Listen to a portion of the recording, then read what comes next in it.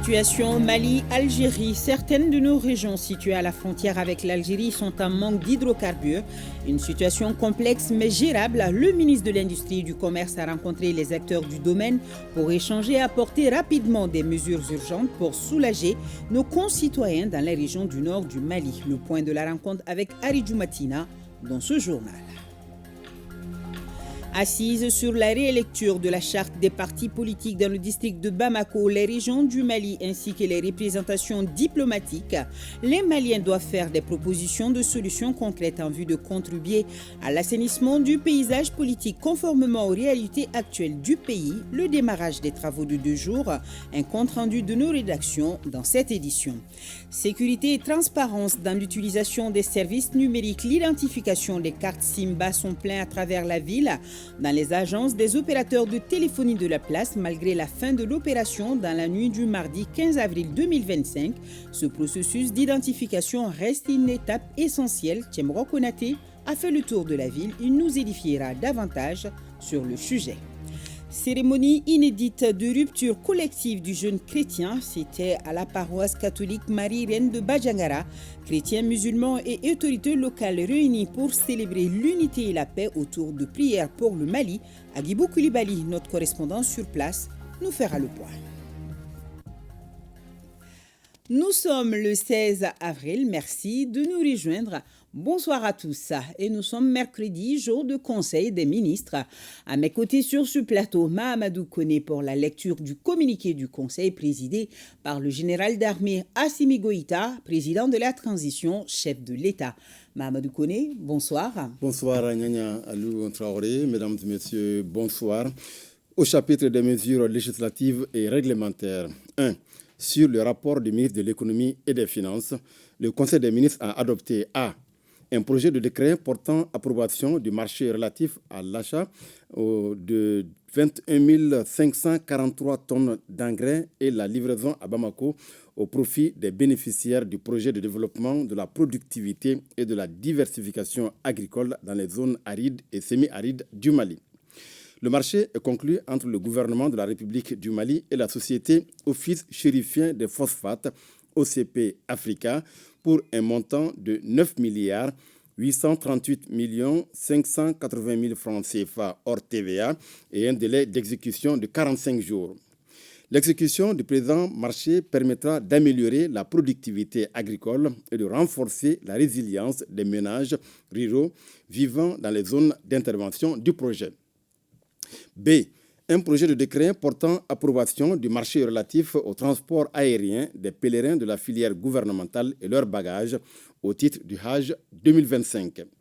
Le marché est conclu entre le gouvernement de la République du Mali et le groupement égyptaire Calis Voyage Sarl pour un montant de 2 milliards 62 500 000 francs CFA et un délai d'exécution d'1 mois. L'exécution du dit marché permettra aux pèlerins de la filière gouvernementale d'accomplir leurs devoirs religieux dans les meilleures conditions. 2. Sur le rapport du ministre des Mines, le Conseil des ministres a adopté un projet de décret autorisant le transfert à la société les mines de lithium de Bougouni SA du permis d'exploitation de grandes mines de lithium attribuées à la société Future Minerals SARL à Foulaboula dans le cercle de Bougouni, région de Bougouni.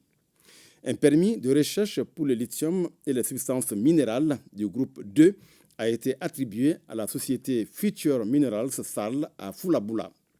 Les travaux de recherche menés par la société sur le périmètre de Foulaboula ont permis de découvrir un gisement de lithium avec des réserves estimées à 21,31 millions de tonnes à une teneur de 1,11% d'oxyde de lithium exploitable par la méthode conventionnelle à ciel ouvert sur une durée de 10 ans.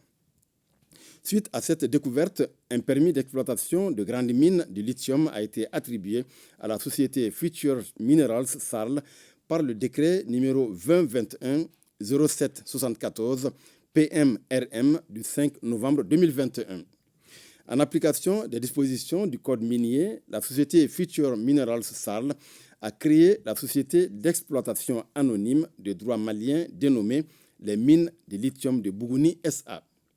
Le projet de décret adopté autorise le transfert au profit de la société les mines de lithium de Bougouni SA du permis d'exploitation de grandes mines de lithium attribuées à la société Future Minerals SAL. Au chapitre des mesures individuelles, le Conseil des ministres a procédé à des nominations. La liste nominative des intéressés est disponible sur le site web du secrétariat général du gouvernement www.sgg-mali.ml et dans le journal L'Essor. Au chapitre des communications, 1. Le ministre des Affaires étrangères et de la coopération internationale a informé le Conseil des ministres des conclusions de la 4e édition du Forum diplomatique d'Antalya en Turquie. À l'invitation du ministre des Affaires étrangères et de la République de Turquie, le ministre des Affaires étrangères et de la coopération internationale a participé du 11 au 13 avril 2025 à la 4e édition du Forum diplomatique d'Antalya. Cette rencontre a permis la diffusion des messages majeurs de la transition dans les domaines de la défense et de la sécurité, ainsi que sur les enjeux géopolitiques. Au cours du panel intitulé « Le Sahel, l'avenir de l'intégration régionale », les ministres chargés des Affaires étrangères de la Confédération des États du Sahel ont fourni les éléments nécessaires à une compréhension objective de la situation au Sahel et des efforts entrepris par la Confédération dans le cadre de la lutte contre le terrorisme. Les ministres des Affaires étrangères ont également communiqué sur les conditions d'adhésion à la Confédération AES, la mise en place du prélèvement confédéral et la coopération entre la Confédération AES et la CEDEAO. En marge du forum, le ministre des Affaires étrangères et de la coopération internationale a eu des entretiens bilatéraux avec ses homologues de la Turquie, du Soudan, du Venezuela et avec le haut représentant des Nations Unies pour l'Alliance des civilisations. 2. Le ministre de l'Agriculture a informé le Conseil des ministres de la participation du Mali au forum de haut niveau Dakar plus 10, tenu du 7 au 9 avril 2025 à Dakar, au Sénégal. Ce forum de haut niveau avait pour objectif de dresser le bilan de la déclaration de Dakar de 2013 sur l'irrigation, de proposer de nouvelles approches pour le développement de systèmes d'irrigation résilients et durables et la souveraineté alimentaire et nutritionnelle au Sahel.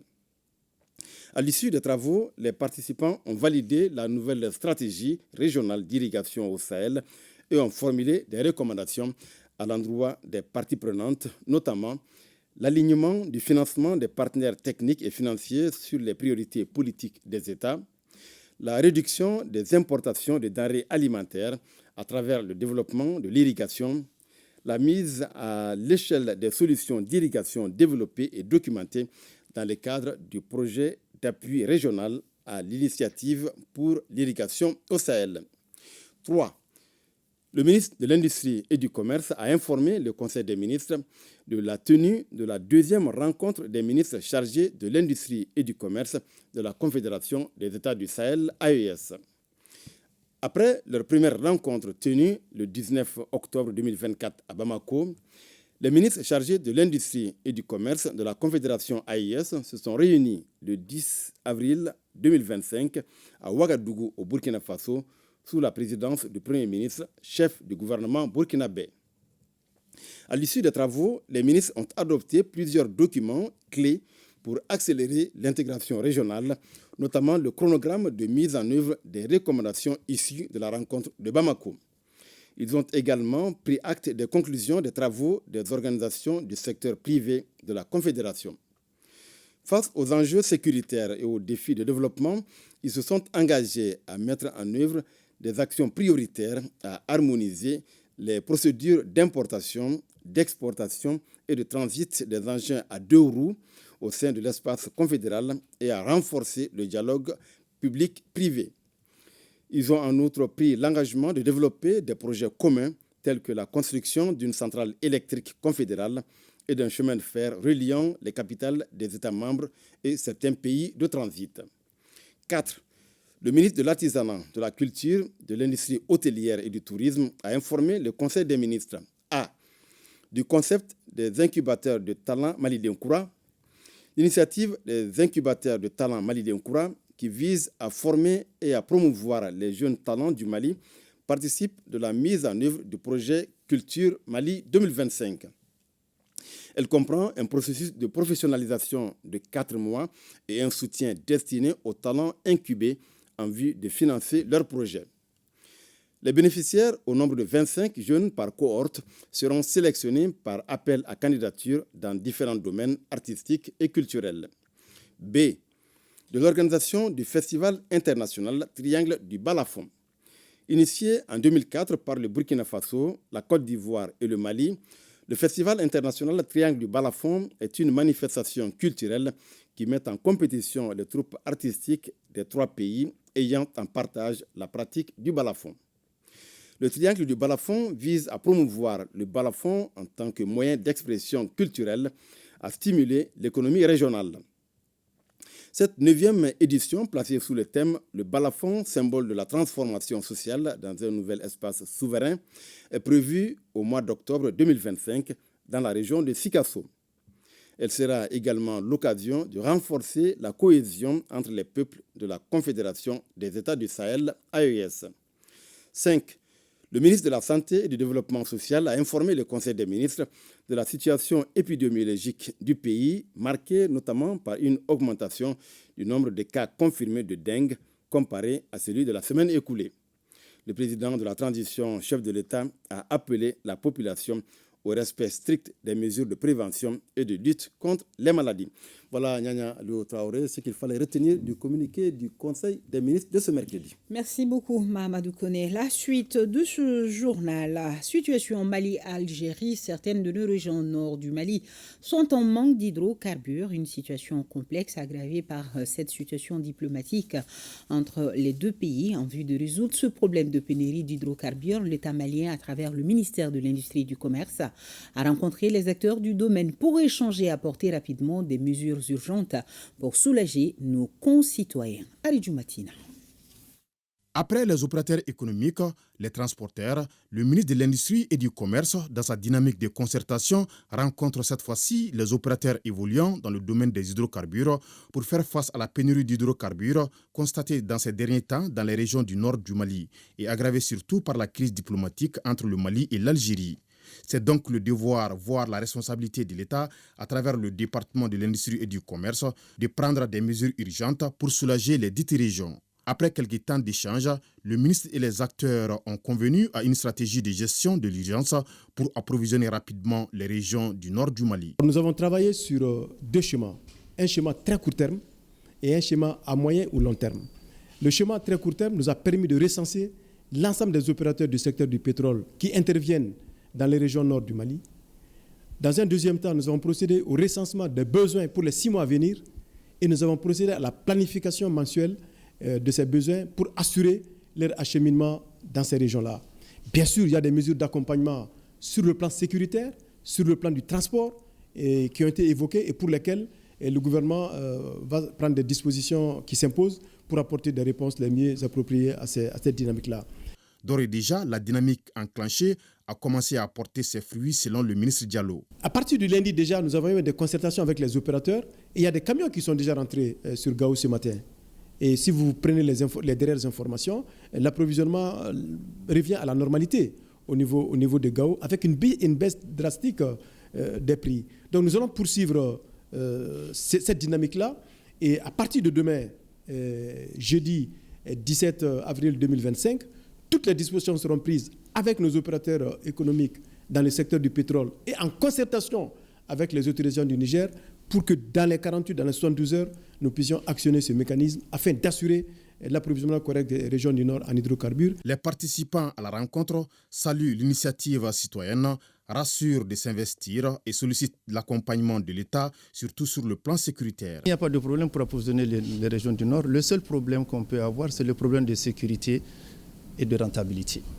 Si nos matériels de transport sont sécurisés, de Bamako jusqu'à Gao, nous pouvons le faire. Et arrivé à Gao, il faut que nous soyons sûrs que le produit qu'on va amener à Gao va être dépoté pour que nos citernes ne servent pas de capacité de stockage. Ça, c'est des conditions que nous avons posées. Mais en tant que Malien, en tant que citoyen qui est soucieux du bien-être de ses concitoyens, nous sommes prêts à faire tout le sacrifice pour que les régions du Nord soient approvisionnées. Il faut les résoudre. Et c'est les Maliens qui peuvent le résoudre. C'est ça la vision de la Chambre de commerce. Nous, on est là pour l'approvisionnement correct du pays dans tous les produits de besoins de la population. Les opérateurs économiques maliens sont disposés à ravitailler les Nord. Le seul problème qu'ils ont posé, c'est le problème sécuritaire par rapport au Nord. Et le ministre nous a donné l'assurance qu'il va sécuriser les convois qui seront dans le Nord. Et les opérateurs économiques, dès qu'il y a la sécurité sur les tronçons qui sont accompagnés, vont mettre le paquet. Le ministre a souligné lors de la rencontre que son département s'attelle déjà à bâtir un chemin opérationnel à moyen et long terme des stratégies nationales d'approvisionnement. Cela sur instruction du président de la transition, chef de l'État, en vue de soulager davantage les populations. Et toujours en parlant de la situation au Mali-Algérie, je vous invite à suivre ces réactions de condamnation, de destruction du drone des FAMA et de soutien aux autorités de la transition. Ils sont au micro de Sidi El-Mehdi Al-Baka. Suivons. Le Mali a soutenu l'Algérie. Je me rappelle qu'il y a eu des camps militaires algériens qui ont été formés dans certaines villes du Mali, particulièrement Kidal, Gao aussi. Et c'était des militaires algériens qui étaient là. Le Mali a contribué, a produit des aides je crois, sous forme de bétail à l'armée algérienne. Ça, c'est le soutien qui vient du côté des populations, n'est-ce pas? Cela prouve que vraiment le Mali et l'Algérie, c'était des pays très amis, de vrais amis même. Et on ne peut pas comprendre qu'aujourd'hui, il y ait un conflit entre ces deux pays-là, quoi. Vraiment. Ce que je ne peux pas comprendre, c'est que après tout ce que le Mali a fait pour l'Algérie, ils n'ont pas du tout été reconnaissants.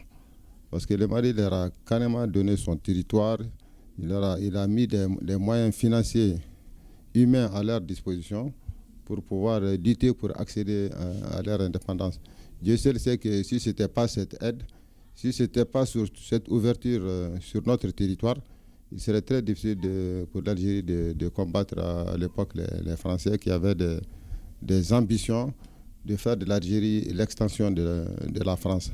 Un problème ne doit pas exister entre l'Algérie et le Mali. Chaque fois qu'une situation qui risque de nous amener à des problèmes arrive, nous devons de chaque côté tout faire pour que les bons rapports continuent. Ça, c'est par respect à notre réalité historique, à notre réalité géographique. Nous avons des Algériens ici, à Kidal. Nous avons des Maliens en Algérie.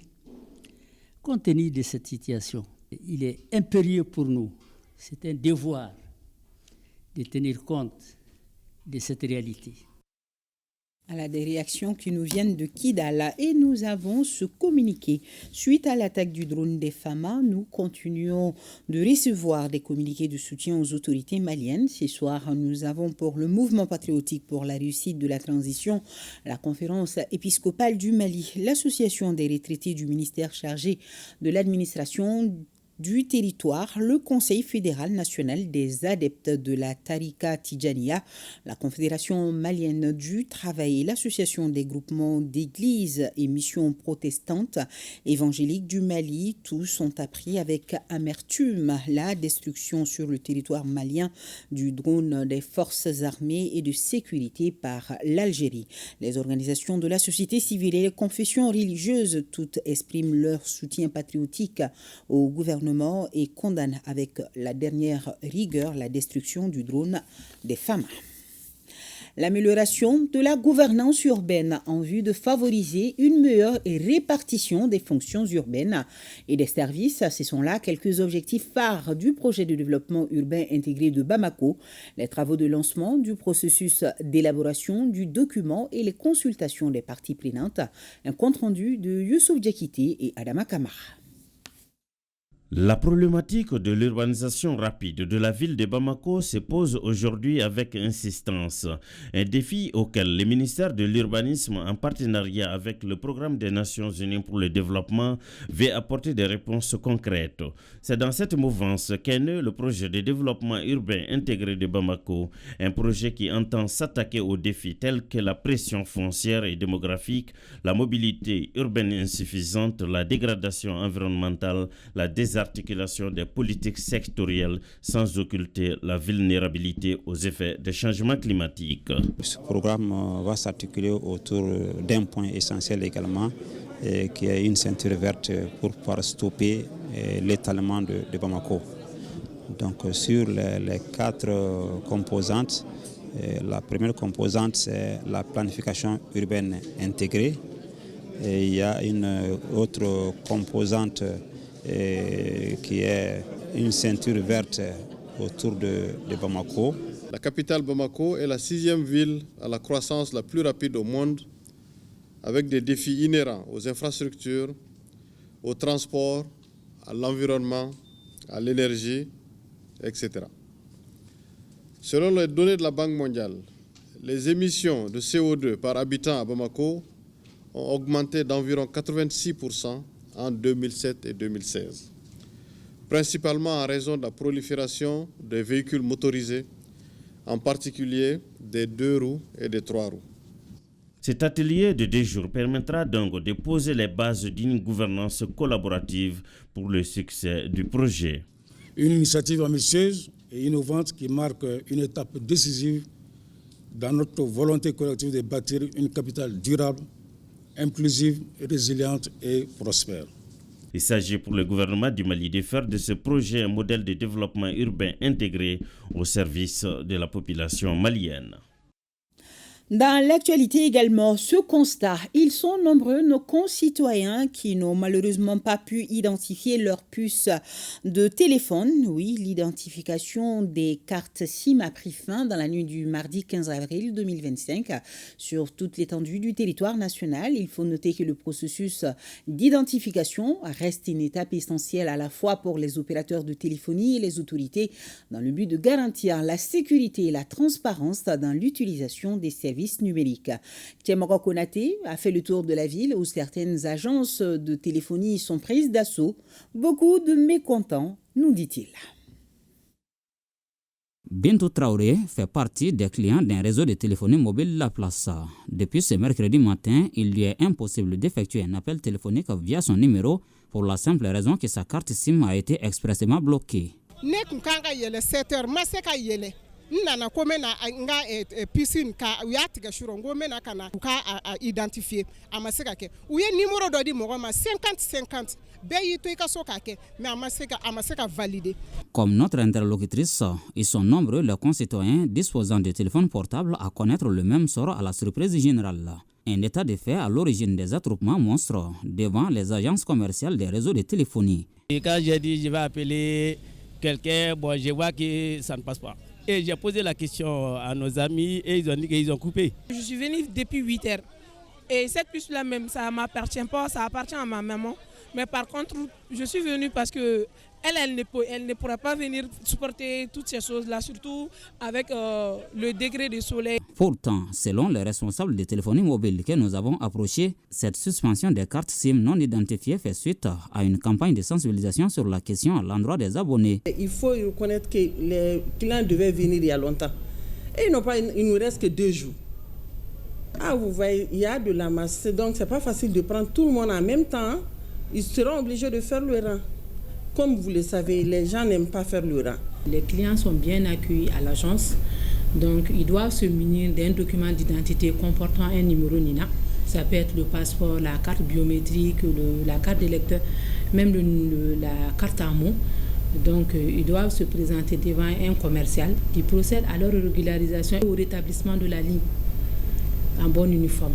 Cela ne prend effectivement pas de temps, mais effectivement, étant donné qu'il y a une forte affluence, donc cela peut créer des débordements ou des mécontentements de la part de nos abonnés.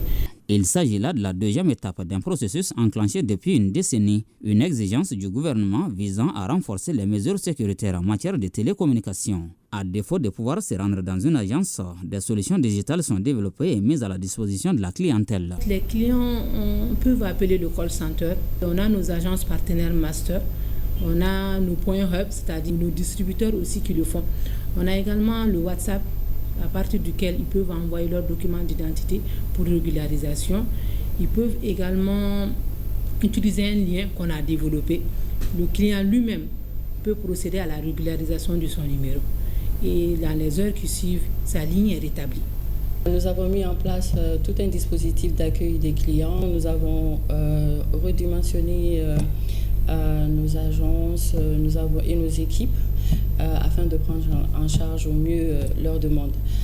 J'ajoute à cela qu'ils disposent également d'outils digitaux, dont Maxit, pour pouvoir se faire identifier ou re-identifier par un tiers lorsqu'ils sont suspendus. Les clients disposent d'un délai de grâce d'1 mois pour se faire identifier. C'est dire qu'à partir du 15 mai prochain, l'extinction des cartes SIM non identifiées sera définitive et les clients seront contraints de s'approprier de nouvelles cartes SIM.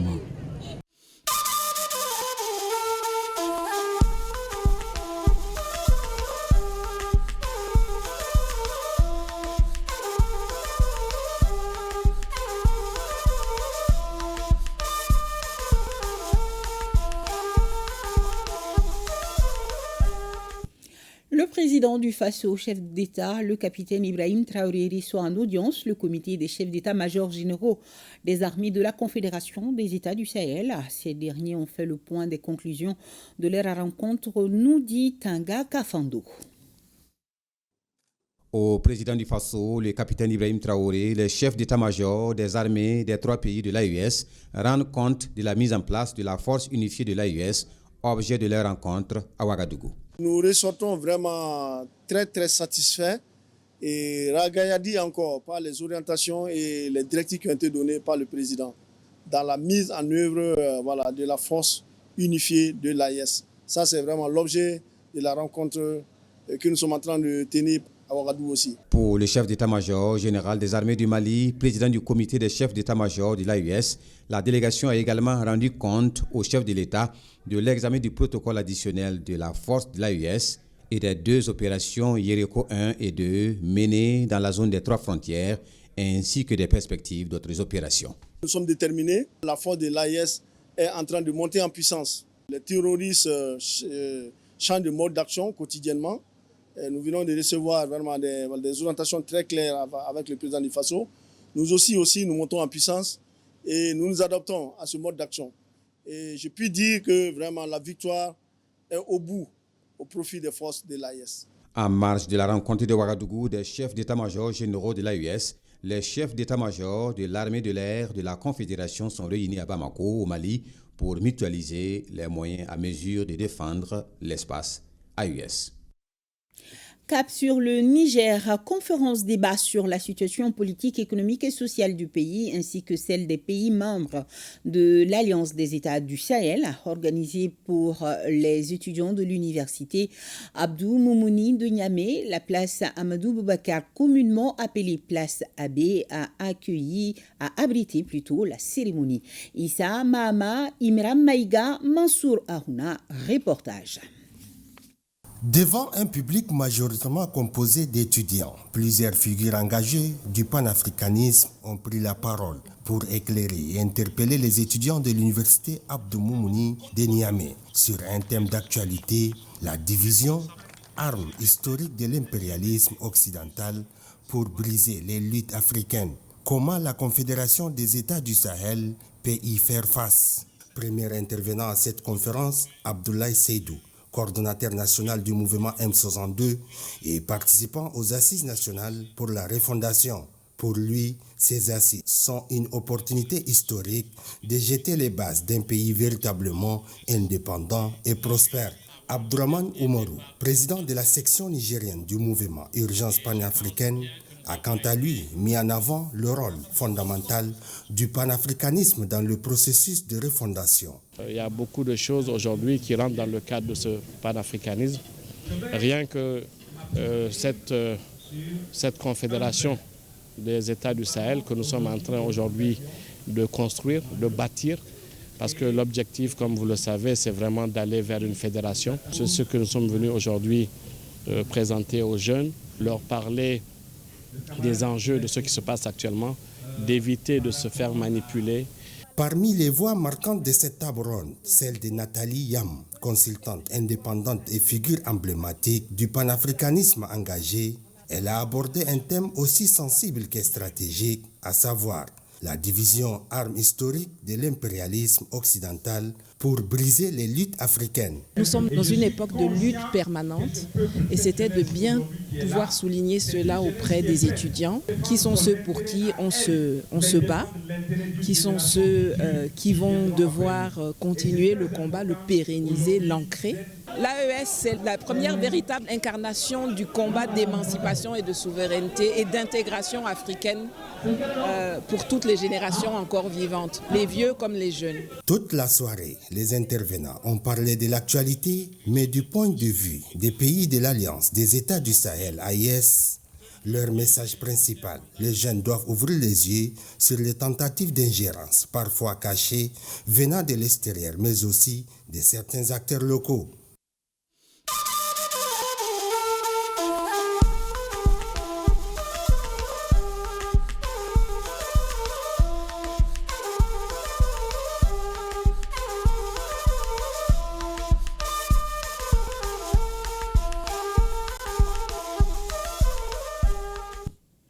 Au sommaire de ce journal, assise sur la relecture de la charte des partis politiques dans le district de Bamako et certaines régions du pays, il s'agit de Koulikoro, Tombouctou et Mopti.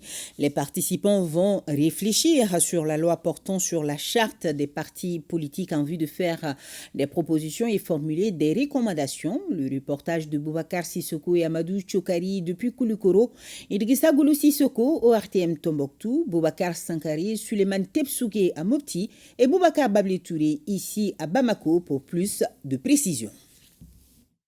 La loi du 18 août 2005 portant charte des partis politiques soumise aux forces vives et aux Maliens établis à l'extérieur pour lecture. Pour cette phase régionale du district de Bamako, 3 points sont soumis à l'appréciation des participants à ces assises. La relecture de la réduction du nombre de partis politiques en appliquant des conditions restrictives de création et de financement. Le deuxième point porte sur la relecture de la charte des partis politiques avec une affirmation du statut du chef de file de l'opposition. Et le troisième point porte sur l'interdiction du nomadisme politique en cours de mandat. Pendant 2 jours, il s'agira pour ces forces vives du district de faire des propositions et formuler des recommandations.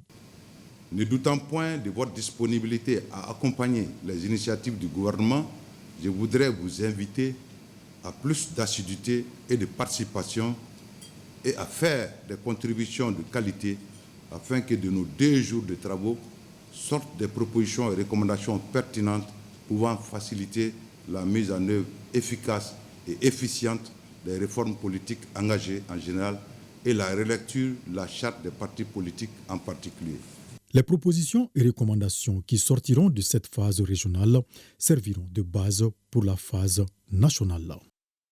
Le toilettage de la charte des partis politiques est une nécessité absolue pour la revitalisation de notre système démocratique en panne aujourd'hui. Le gouvernement invite les forces vives de la nation à se prononcer. La région de Koulikoro s'inscrit dans cette dynamique. La phase nationale des assises nationales de la refondation ANR, tenue à Bamako du 27 au 30 décembre 2021, a formulé 517 recommandations. Parmi les recommandations susvisées, figurent les 3 importantes recommandations ci-après, se rapportant aux partis politiques. La réduction du nombre de partis politiques en appliquant des conditions restrictives de création et de financement, la relecture de la charte des partis politiques avec une réaffirmation du statut du chef de file de l'opposition, l'interdiction du nomadisme politique en cours de mandat. Selon le ministre délégué, le gouvernement a entrepris des démarches auprès de la classe politique et de la société civile afin qu'elle examine le sujet et de faire des propositions appropriées en la matière. Ces 2 jours de travaux doivent aboutir à des recommandations pertinentes pour dresser un état de lieux objectif du fonctionnement des partis politiques au Mali. Il s'agit également pour les participants d'identifier les défis et opportunités qui permettront d'adapter la charte aux réalités sociopolitiques de notre pays. Les concertations régionales des forces vives de la région de Tombouctou sur la relecture de la loi 05047 du 18 août 2005 portant charte des partis politiques ont démarré à Tombouctou. Leaders politiques, acteurs de la société civile, légitimité traditionnelle, femmes et jeunes vont échanger sur la suppression des partis politiques, le regroupement des partis politiques en lieu et place de l'existence de plusieurs partis et l'instauration de plus de rigueur dans le fonctionnement des partis politiques, entre autres. Ce dont moi j'ai besoin, c'est de dissoudre carrément les partis politiques pour que nos hautes autorités qui sont en train de nous aider pour la refondation de notre pays, leur donner du temps à mieux préparer les élections. Bon, nous pensons d'abord que cette rencontre est vraiment d'importance parce qu'elle permettra à toutes les forces vives de la région de se prononcer et de façon efficiente sur la révision de la charte des partis politiques. Il est évident aujourd'hui qu'on ne peut pas parler d'élections dans notre pays. Ce qui importe pour nous, c'est quoi? C'est la paix. Parce que sans la paix, il n'y a pas de développement. Le chef de l'exécutif régional a invité les participants à plus de rigueur dans l'examen des propositions et des recommandations. Au cours de ces 2 jours de travaux, vous ne devez pas perdre de vue également la nécessité d'insuffler une énergie nouvelle dans les actions de refondation de l'État à travers des propositions de renforcement du système actuel de gouvernance de la transition en mettant beaucoup plus en confiance ses autorités. Il a aussi souhaité que le document soit de qualité, ce qui constituera la contribution de la région de Tombouctou pour la concertation nationale. Une centaine de délégués représentant les forces vives des 8 cercles de la région de Mopti vont échanger pendant 2 jours autour de la révision de la charte des partis politiques. Ce niveau régional vise à recueillir effectivement les aspirations, les propositions et les suggestions des forces vives de la nation au sujet de la charte des partis politiques. Vous allez vous rendre compte que les débats seront tumultueux, mais dans une ambiance fraternelle, afin effectivement de tamiser toutes ces propositions pour que ça soit en conformité avec les lois de la République du Mali et pour le devenir démocratique du Mali. Les travaux s'articulent autour de 3 thématiques majeures. La réduction du nombre des partis politiques en appliquant les conditions restrictives de création et de financement, l'interdiction du nomadisme politique en cours de mandat et la relecture de la charte des partis politiques avec une réaffirmation du statut du chef de file de l'opposition. En tant que militants à la base, nous allons nous donner le meilleur de nous-mêmes pour vraiment faire de très bonnes propositions qui vont non seulement dans l'intérêt des partis politiques et également qui vont dans l'intérêt du pays. Au sortir des travaux, il est attendu des propositions et recommandations qui vont prendre en compte les préoccupations des populations évoquées lors des assises nationales de la refondation en ce qui concerne les réformes politiques et institutionnelles au Mali. À Sikasso, Ségou et Bougoudi, les Maliens fondent beaucoup d'espoir sur ces consultations relatives à la relecture de la loi portant charte des partis politiques. Ils doivent faire des propositions de solutions concrètes en vue de contribuer à l'assainissement du paysage politique conformément aux réalités actuelles du pays. Retrouvons le compte-rendu de l'ouverture des assises depuis Bougouni avec Abdul Karim Konaté, Honoré Tchénou Bakari Traoré depuis la station régionale de Ségou et Moussokoro Sérémé Suleiman Bamba depuis la capitale du Kénédougou, Sikasso. C'est dans un esprit d'engagement citoyen et patriotique que les forces vives de Sikasso, soucieuses du devenir démocratique de notre pays, doivent se prononcer sur le contenu du projet de charte des partis politiques. Adoptée il y a plusieurs années, cette charte, objet de rélecture, encadre la création, le mode de fonctionnement et le financement des formations politiques. Mais face aux mutations sociopolitiques, de nombreuses voix souhaitent des ajustements en phase avec les enjeux du renouveau démocratique. Je m'attends à ce qu'on fasse des propositions réalistes pour réduire le nombre de partis comme l'ont recommandé les assises nationales de la refondation. Et il y a les critères objectifs qu'on peut prendre. Je suis pour la suppression des aides aux partis politiques. Les militants doivent pouvoir payer les cotisations pour faire vivre le parti. Nous souhaitons qu'on essaye de mettre en veille, sinon même suspendre d'abord les partis politiques, que la transition continue le travail, apporter vraiment la quiétude partout au niveau national. Et maintenant, après ça, on verra ce qu'il y a lieu de faire. Et pour les autorités administratives, la démarche qui est une recommandation forte des Assises nationales de la refondation doit être un espace de dialogue franc et sincère dans le respect de nos valeurs républicaines et de l'intérêt supérieur de la nation. Ce processus de relecture ne saurait se faire sans vous, force vive, qui vivez au quotidien les conséquences des choix politiques. Vos contributions sont précieuses pour construire une loi plus adaptée, plus juste et plus efficace. Les participants à cette consultation seront répartis en 3 groupes de travail. Un rapport de synthèse sera transmis à la commission en charge de la relecture pour enrichir la réflexion finale en vue d'un renouveau politique. La relecture de la charte des partis politiques est une des recommandations majeures des Assises nationales de refondation de l'État, sur laquelle les forces vives de Ségou se concertent. L'objectif est de recueillir les recommandations des forces vives de notre région en vue de contribuer à la mise en œuvre des contributions des Assises nationales de la refondation pour la relecture de la loi numéro 05047 du 18 août 2005 portant charte des partis politiques.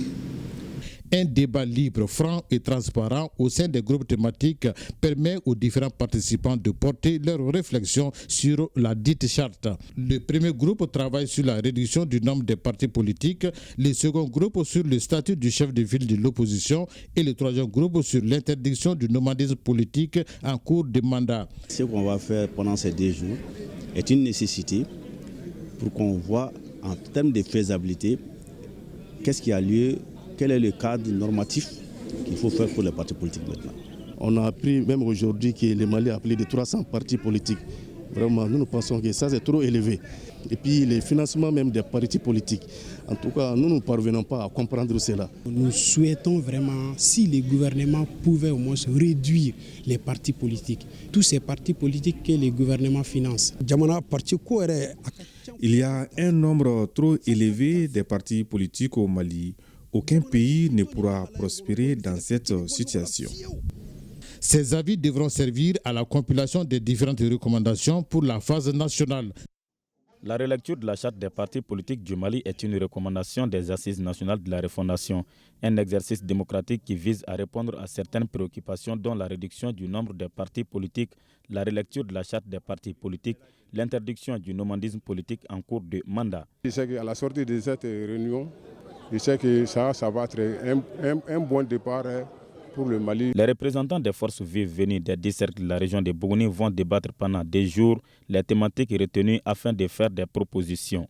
Il s'agit spécifiquement pour nous de soumettre aux forces vives de la nation et aux Maliens établis à l'extérieur les propositions des partis politiques et des organisations de la société civile dans le cadre de la relecture de la loi numéro 05047 du 18 août 2005 portant charte des partis politiques.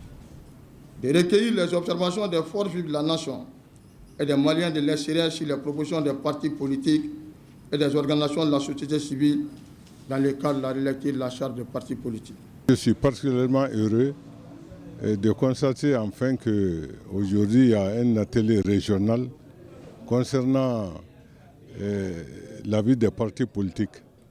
Parce qu'il se trouve que depuis un certain temps, c'est une situation qui est en train d'embrasser tout le monde.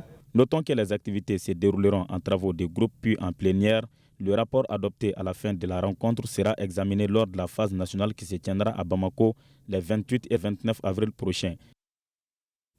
Et dans les thématiques de ces assises, vous avez la réduction du nombre des partis politiques, le statut du chef de file de l'opposition et l'interdiction du nomadisme politique en cours de mandat. Les avis des forces vives de la nation serviront à éclairer le comité de suivi pour la phase nationale. Et si on regardait ensemble le lancement des consultations régionales de Kaï avec Balkissa Chérifa Idara, de Gao avec Aliou Idrissa Maïga et de Bajangara avec Agibou Koulibaly, Mohamed Sidibé et Oumar Guindo. C'est dans la salle de conférence du gouvernorat de Bandiagara que s'est ouverte la rencontre régionale consacrée à la relecture de la charte des partis politiques. La consultation des forces vives sur la relecture de la loi numéro 05047 du 18 août 2005 portant charte des partis politiques est une noble initiative des hautes autorités de notre pays et est inscrite en bonne place dans les recommandations des ANR. Elle sera le cadre pour accueillir vos propositions concrètes sur la réduction du nombre des partis politiques en appliquant des conditions restrictives de création et de financement. La relecture de la charte des partis politiques avec une réaffirmation du statut du chef de file de l'opposition. L'interdiction du nomadisme politique en cours de mandat. La rencontre prévoit des débats en commission autour de plusieurs thématiques clés. Je fonde l'espoir qu'à l'issue des 2 jours de concertation, vous ferez des propositions concrètes pour permettre la mise en œuvre de l'une des recommandations particulières des ANR, qu'est la relecture de la charte des partis politiques. À Bandiagara comme ailleurs, les partis politiques sont appelés à jouer un rôle moteur dans la refondation du Mali. La relecture de la charte pourrait marquer un tournant décisif dans leur fonctionnement et leur encadrement en phase avec les aspirations du peuple malien. Pour la prise en compte des recommandations des Assises nationales de la refondation, le ministre chargé des réformes politiques a adressé une lettre aux partis politiques les invitant à tenir une rencontre des états-majors pour lui faire parvenir leurs propositions et suggestions sur la révision de la charte des partis politiques au plus tard le 14 mars dernier. Une rencontre à l'issue de laquelle les attentes n'ont pas été comblées selon Mamadou Koulibaly, président du conseil régional de la société civile de Kayes. Par rapport au nombre des partis politiques, j'étais le président des ANR de la région de Kayes, les gens ont dit au maximum 5, mais les partis politiques n'ont pas pu dénombrer avec quel nombre on peut aller avec la nouvelle charte des partis politiques. Ensuite, on a demandé purement et simplement l'arrêt du financement des partis politiques. Alors les partis politiques reviennent encore pour demander de maintenir le financement des partis politiques.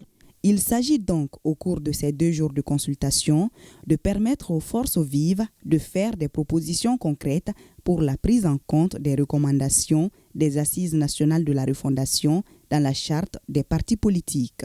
La consultation que nous sommes en train de vivre présentement doit couronner les efforts de toutes les réformes institutionnelles. Parce que c'est les partis politiques dont relèvent les prérogatives de l'exercice du pouvoir. Des réformes très essentielles par rapport à l'avenir et au devenir du Mali. Votre présence ici aujourd'hui témoigne de votre engagement pour une démocratie plus forte et plus responsable. En tant que force vive de la région de Kayes, votre voix compte. Vos propositions, vos critiques constructives, vos expériences enrichiront le projet de réforme et contribueront à l'élaboration d'un texte juste, équilibré et porteur d'avenir. À l'ouverture de ces rencontres devant permettre de répondre aux aspirations des Maliens dans la consolidation de notre démocratie, le gouverneur de la région de Kayes s'est rassuré de la présence effective des forces vives de l'ensemble des cercles de la première région administrative du Mali. Cette consultation vise à recueillir les recommandations des forces vives de la région de Gao en vue de contribuer à la mise en œuvre des recommandations des Assises nationales de la refondation pour la rélecture de la loi numéro 05047 du 18 août 2025 portant charte des partis politiques par la formulation de modalités précises pour y parvenir. C'est pour la nation que tout le monde est là. Ces concertations prendront 2 jours.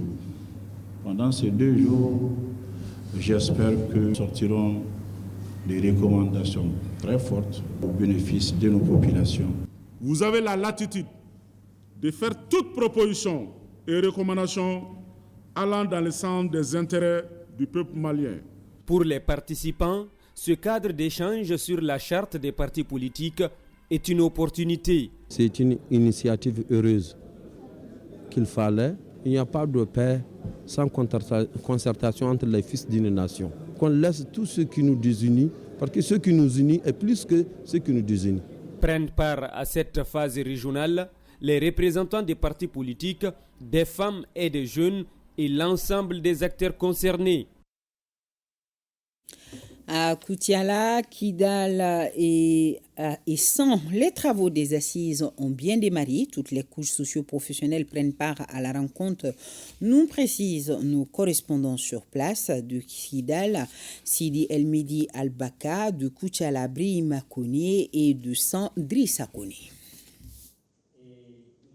C'est dans une ambiance empreinte de fraternité que les forces vives de San sont réunies depuis ce matin autour de la charte des partis politiques dont le nombre dépasse aujourd'hui 290. Revisiter cet environnement politique va permettre de mettre en œuvre les 3 grandes recommandations issues des Assises nationales de la refondation ANR. Ces recommandations sont relatives, premièrement, à la réduction du nombre de partis politiques en appliquant les conditions restrictives de création et de financement, deuxièmement, à la relecture de la charte des partis politiques avec une réaffirmation du statut de chef de file de l'opposition et l'interdiction du nomadisme politique en cours de mandat. Aussitôt, les participants sont répartis en 3 groupes. Il faut réduire la taille des partis politiques, vu le contexte même financier et puis l'état dans lequel on se trouve, il faut nécessairement réduire les partis politiques. Il faut sanctionner maintenant le démissionnaire étant élu d'un parti pour un autre parti. La position du chef de file de l'opposition est qu'on revisite et qu'on revoie. Parce que pour nous, ce n'était pas la peine. On a vu que tout ce qu'on a fait, c'est des fonds qui étaient très colossaux, mais l'impact sur la nation, c'était peu. Les 2 superviseurs Al-Mustafa Nouhou Touré et Ladji Sogoba, venus pour la circonstance, suivent avec intérêt le déroulé des travaux. En 8e région, c'est la salle de conférence du gouvernorat qui a abrité la cérémonie de lancement des concertations régionales de la charte des partis politiques sous la présidence du directeur de cabinet du gouverneur de Kidal. L'objectif des présentes consultations est de recueillir vos recommandations en vue de contribuer à la mise en œuvre des recommandations des Assises nationales de la refondation pour la relecture de la loi portant charte des partis politiques par la formulation de modalités précises pour y parvenir. Les enjeux de la phase régionale de concertation sur la révision de la charte des partis politiques sont très importants car ils vont permettre d'assainir le paysage politique de notre pays à travers non seulement des mécanismes de création, de financement, mais aussi du fonctionnement des partis politiques. On a besoin de tous ces partis, n'est-ce pas? Il y a des partis qui n'ont même pas de siège. Il y en a qui n'ont même pas un conseil communal, encore moins un député. Donc, il est tout à fait normal de revenir sur cette situation-là, dans l'intérêt de notre pays, dans l'intérêt des partis politiques. À Kidal, les forces vives ont largement participé au débat pour formuler plusieurs recommandations, notamment la lutte contre la prolifération anarchique de partis politiques. Plus de 100 personnes venues de tous les cercles participent à cette consultation des forces vives de la région de Koutiala pour la relecture de la loi numéro 05-047 du 18 août 2005 portant charte des partis politiques. Les participants répartis en 3 groupes devront traiter autant de thématiques. Il s'agit de la réduction du nombre de partis politiques, la relecture de la charte des partis politiques avec une réaffirmation du statut du chef de file de l'opposition, l'interdiction du nomadisme politique en cours de mandat. Ces consultations témoignent de la volonté des autorités de mettre en place un processus inclusif et participatif pour construire un Mali uni et pacifié. La contribution de toutes les composantes de la société est essentielle pour garantir le succès de cette démarche et assurer un avenir meilleur pour le pays. Ce processus d'échange intermalien consiste à instaurer un cadre qui permettra aux populations de faire des propositions relatives à une gestion saine de notre pays. Les recommandations qui seront issues de cette consultation devront constituer un document de référence pour toute initiative qui concourt à la création et au bon fonctionnement des partis politiques au Mali. Les lectures de la charte des partis politiques, les Maliens établis à Paris et à Lyon se sont retrouvés dans les missions diplomatiques et consulaires du Mali en France pour échanger sur le sujet, démarrage des activités également de la consultation des Maliens établis dans la juridiction de l'ambassade du Mali à Abuja, en République fédérale du Nigeria. Dey Sissoko, Amadou Sankari nous en parle. Mener une réflexion collective pour enrichir le rapport final de la relecture de la charte des partis politiques, comme souhaité par les autorités, les Maliens établis en France ont répondu massivement. La relecture de la charte, entamée par les autorités de la transition, vise à renforcer notre système politique et à répondre aux aspirations profondes du peuple malien. Votre participation est essentielle pour prendre en compte les aspirations de tous les Maliens. Le délégué permanent du Mali auprès de l'UNESCO a rappelé le contexte particulier de la rencontre. La relecture s'inscrit dans un effort de modernisation et de renforcement du cadre juridique régissant les partis politiques. L'objectif principal est d'adapter la législation aux évolutions politiques et sociales actuelles, tout en assurant une meilleure gouvernance et transparence au sein de nos formations politiques. Et la courtoisie a prévalu tout au long de la journée, au terme de laquelle le chargé d'affaires a salué la voix commune des Maliens établis en France. Je salue ici l'esprit de patriotisme et de courtoisie qui a prévalu au cours des présentes consultations et qui a permis que les synthèses des débats ont pu refléter vos avis, vos préoccupations et les recommandations formulées sur la réforme du paysage politique. Lorsque les efforts sont conjugués, l'avenir est prometteur. Le gouvernement de transition, dans un souci constant d'inclusivité, qui jusqu'ici a caractérisé toutes ces démarches touchant aux réformes substantielles, le gouvernement a décidé d'élargir les consultations sur la charte des partis politiques aux Maliens établis à l'extérieur en tant que composante essentielle et à part entière de la société malienne. L'avis de chacun et de tous compte, surtout quand il s'agit du devenir de la nation, de l'avenir de notre cher pays, le Mali. Le point de vue de la diaspora malienne ne sera jamais occulté. Telle est la vision et la volonté du président de la transition, chef de l'État, son Excellence le général d'armée Assimi Goïta. Et revenons sur la terre malienne et retournons à Badjangara où dans un élan de fraternité religieuse et de cohésion sociale, la paroisse catholique Marie, reine de la ville, a abrité une cérémonie inédite de rupture collective du carême chrétien. À cette occasion, chrétiens, musulmans et autorités locales se sont réunis pour célébrer l'unité et la paix. Agibou Koulibaly, Mamadou Sidibé, Omar Guindo.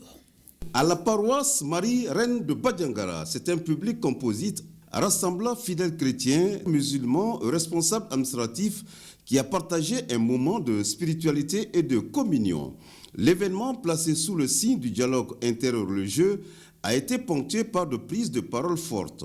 Notre société nous invite à vivre ensemble pour œuvrer pour le retour de la paix dans notre chère patrie, surtout notre région. Par ces événements vécus ensemble, nous souhaitons voir que le vivre ensemble, la cohésion sociale et la fraternité soient à la hauteur. Prenant la parole, le représentant des musulmans a exprimé son soutien à l'initiative. Je vous salue tous au nom du Haut Conseil islamique. Que Dieu renforce cette union. Que le Tout-Puissant nous aide à trouver une solution définitive à ce conflit.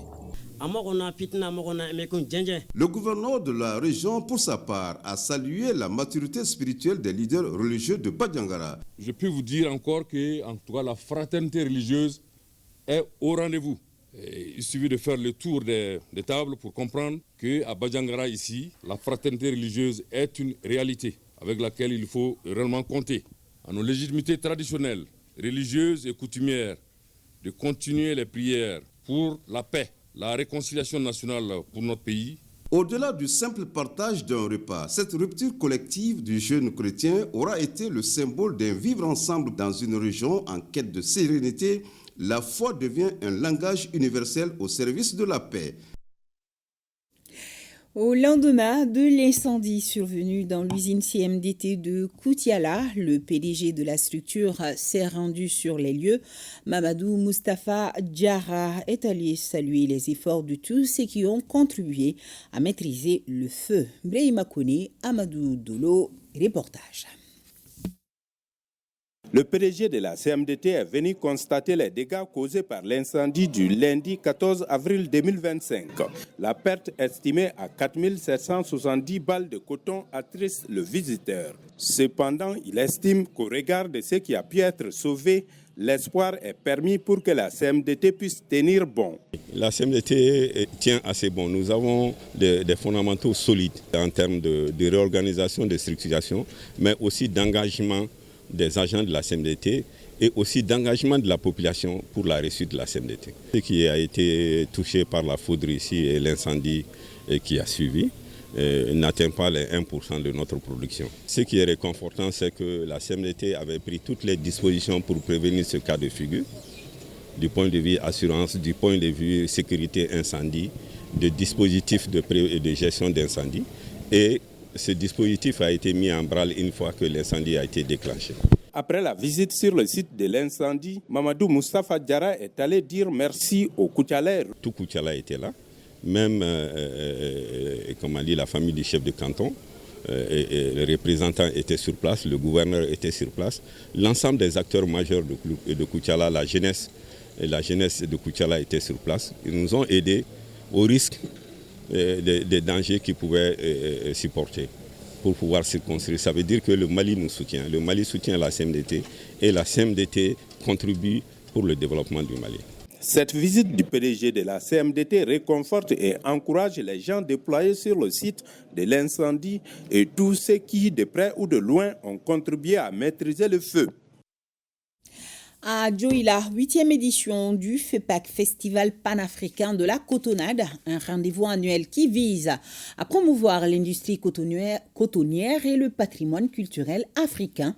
Il est organisé par l'Association des jeunes pour la valorisation du coton, compte rendu Moustapha Doumbia, Alassane Sankari.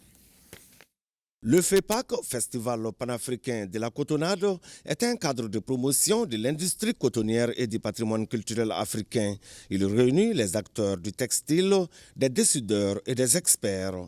La 8e édition de ce rendez-vous annuel est placée sous le double thème « Un producteur, une assurance maladie obligatoire » et « Un producteur, une assurance agricole ». Je le mets déjà sous le signe de la paix et de la réconciliation, sous le signe également d'une culture émergente. La particularité de cette édition reçoit également un autre événement qui s'appelle le Village Ataya. Le Village Ataya, c'est un événement qui fait la promotion du thé. Le FEPAC 2025 prévoit des prestations artistiques, des concerts et des expositions. Il enregistre la participation de 120 exposants venus de plusieurs régions du pays. Le cadre de brassage bénéficie de l'accompagnement de certains partenaires, dont la CANAM, la BNDA et la CMDT. Le coton assure la survie et le bien-être de plus de 4 millions de personnes. Un festival comme ça, ce n'est pas seulement l'aspect festif. Au-delà de l'aspect festif, il y a ce qu'on appelle les échanges d'idées, d'expériences, pour valoriser encore le savoir-faire de l'ensemble des participants. L'année 2025, année de la culture, se focalise sur 3 grands axes. La revitalisation de nos territoires et l'éducation citoyenne. Et le deuxième axe, c'est la promotion de nos patrimoines sur toute l'étendue du territoire, la paix et la réconciliation. Et le troisième axe, c'est travailler sur la marque de l'image du Mali. Et donc, organiser ces festivals qui valorisent le coton s'inscrit bien dans ces 3 grands objectifs du département. La 8e édition du FEPAC a comme parrain le maire de la commune de Fana. Son invité d'honneur est la fondatrice de la marque de vêtements Koumi. Et avant de fermer définitivement ce journal, c'est bonne nouvelle pour le Mali. Le président international de l'association de la boxe professionnelle anglaise panafricaine, M. Tchanga Cornet, a nommé Mme Tuta Traoré, ambassadrice de l'association de la boxe professionnelle anglaise panafricaine. Elle est aussi désignée deuxième administrateur zone D dans les pays membres Sénégal, Burkina Faso, Niger, Mali et première vice-présidente juge arbitre international.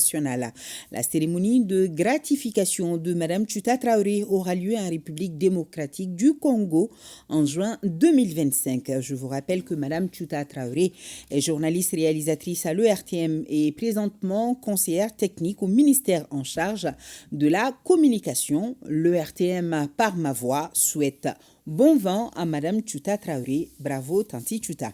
Un grand merci à nos téléspectateurs de Galé, Baguita et Kononia dans la commune rurale de Gadjougoude, région de Kita. Demain, on se retrouve même heure, même plateau, c'est-à-dire 20h sur ORTM 1. Bonsoir à tous.